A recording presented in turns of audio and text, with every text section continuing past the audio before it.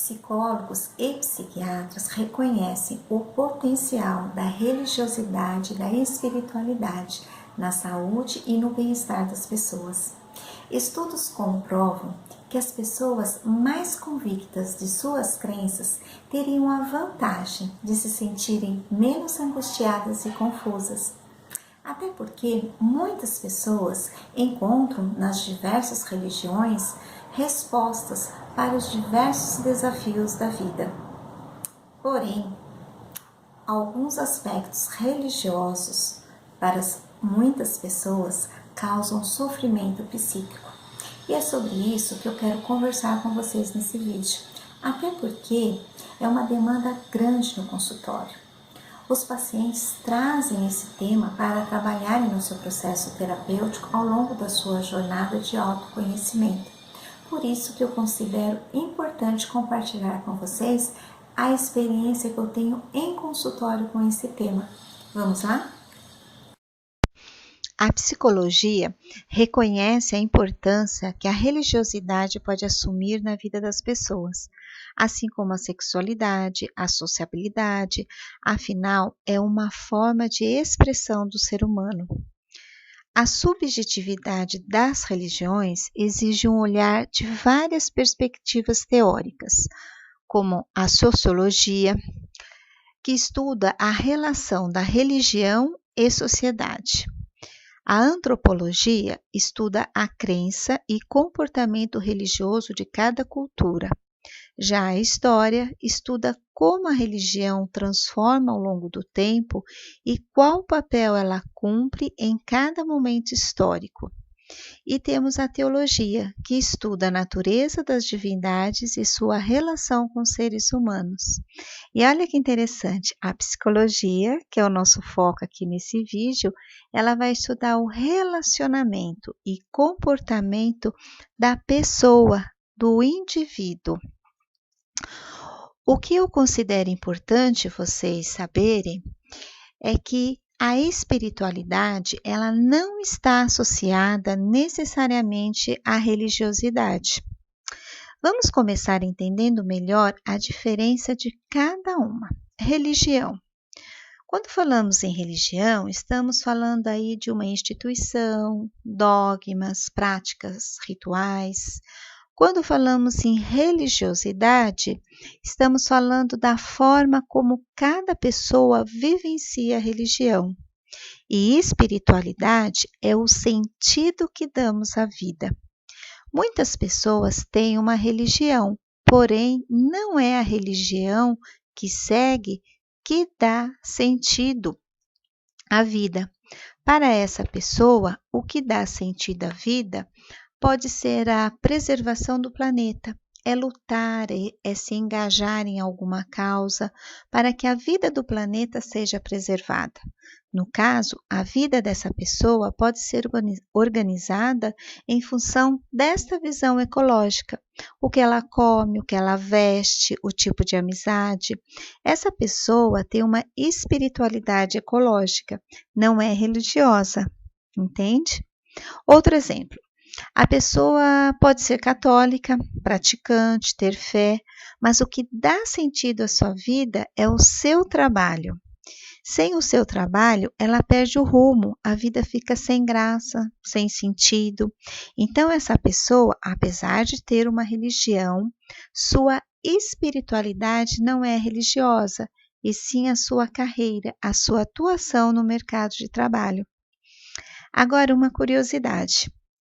Vocês já devem ter ouvido pessoas falarem: eu sou católico, eu sou cristão, eu sou budista, né? Tem pessoas que elas falam isso. É diferente quando a pessoa diz: eu, por exemplo, né? Eu frequento a Umbanda, eu sigo o budismo, eu participo das missas, eu participo de culto, eu estudo a Bíblia, eu acredito no Espiritismo. Percebe? Quando a pessoa usa eu sou católico, eu sou budista, já faz parte da sua personalidade. E nesse caso, existe uma grande possibilidade da espiritualidade dessa pessoa estar na religião que ela segue. Uma pessoa com espiritualidade religiosa dá um sentido transcendental à vida e tudo para ela está ligado a essa realidade não material. Uma reflexão. Por qual motivo os psicólogos e psiquiatras reconhecem o potencial da religião e ou espiritualidade na qualidade de vida?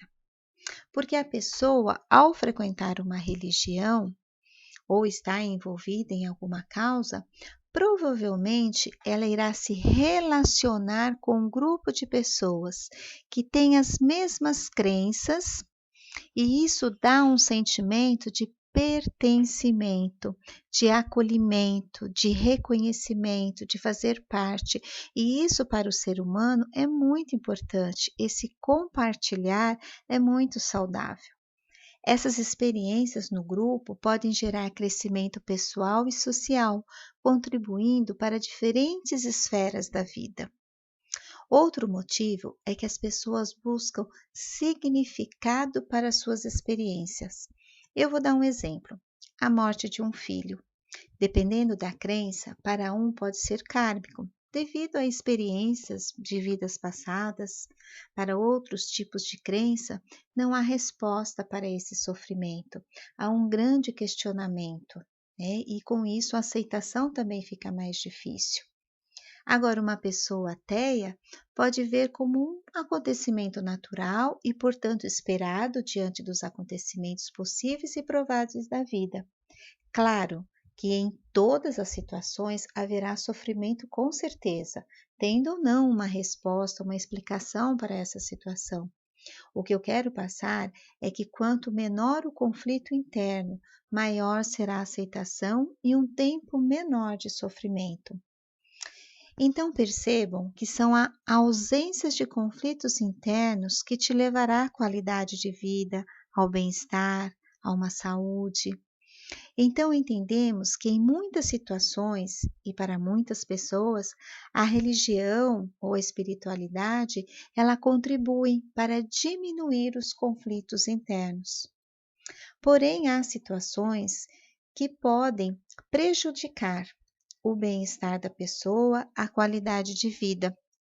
Eu vou citar algumas situações, como por exemplo, quando a pessoa substitui cuidados médicos por cuidados religiosos apenas. Eu tenho uma conhecida, uma senhora, que na época ela tinha 60 anos. Ela foi diagnosticada com câncer de mama. Resolveu abandonar a medicina tradicional e seguir somente com a cirurgia espiritual. Após alguns meses, o câncer dominou seu pulmão e ela veio a óbito. O ideal, no caso, como essa senhora tinha essa crença espiritual, sem problemas nenhum, pode fazer o tratamento espiritual. Porém, jamais abandonar a medicina tradicional, até para ir acompanhando a evolução ou não da doença, né? O radicalismo é que não é saudável. Tem um outro exemplo. A pessoa apresenta sintomas de transtornos psiquiátricos, como ouve vozes, chega a ter visões, porém acredita que a causa é espiritual. E muitas vezes essa pessoa abandona o tratamento psicológico e psiquiátrico para seguir apenas com o tratamento espiritual. Aqui vale repetir: o tratamento espiritual não substitui o tratamento e os exames clínicos que devem ser feitos até para acompanhar, como eu já disse, a evolução ou não da doença pela medicina tradicional. Um terceiro exemplo é, ao contrário até do que eu acabei de falar, quando a pessoa tem experiência para as quais não encontra explicações dentro da sua religião. Nesse caso, a pessoa ela não apresenta transtornos psiquiátricos, porém ela ouve vozes, tem visões, há um sofrimento por não ter explicação em sua religião de base. Ela não é compreendida dentro da sua religião, gerando muita angústia e sofrimento. E caso vá buscar resposta em outras religiões, pode vir a ter também o sentimento de culpa. Um quarto exemplo, quando os familiares não apoiam a sua crença. E isso acontece não somente com escolhas religiosas, mas também com escolhas afetivas, que não são aceitas por todos, às vezes, na família.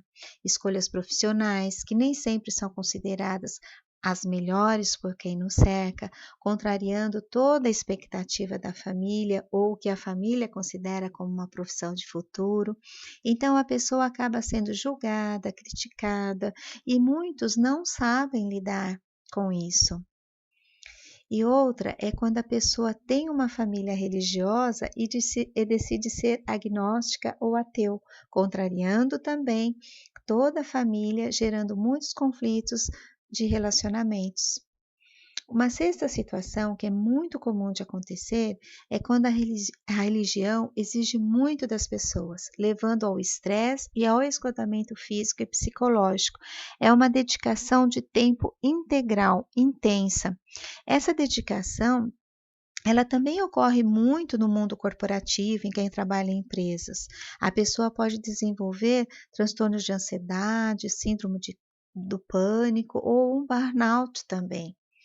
Muitas vezes, além de comprometer o relacionamento conjugal, também compromete o relacionamento com os filhos. A pessoa pode deixar de ter hábitos alimentares saudáveis, deixando de fazer atividades físicas regularmente, enfim, não priorizando o autocuidado. E aí acaba, com certeza, perdendo toda a qualidade de vida, todo o bem-estar e até a saúde também.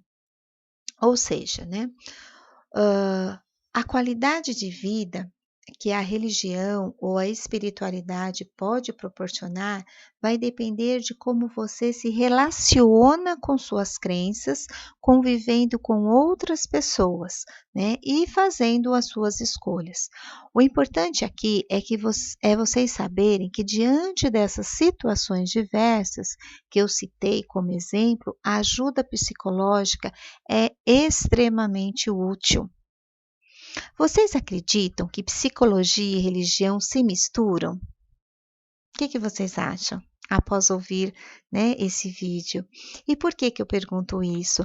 Porque há pessoas que buscam psicólogas clínicas com a mesma religião que a sua, pois acreditam que serão melhor compreendidos.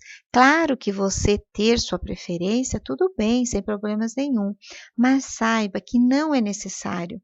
A psicologia é laica, ou seja, ela respeita todas as religiões. Quando o paciente traz questões religiosas em terapia, o foco do psicólogo ou da psicóloga clínica deve ser o relacionamento, o comportamento dessa pessoa com sua religião, suas crenças e as pessoas que convivem. Porque é isso que pode gerar conflito, sofrimento e não a religião em si. Lembra quando eu falei das diversas perspectivas de outras teorias? Ok? Bom, para finalizar, eu vou deixar uma reflexão.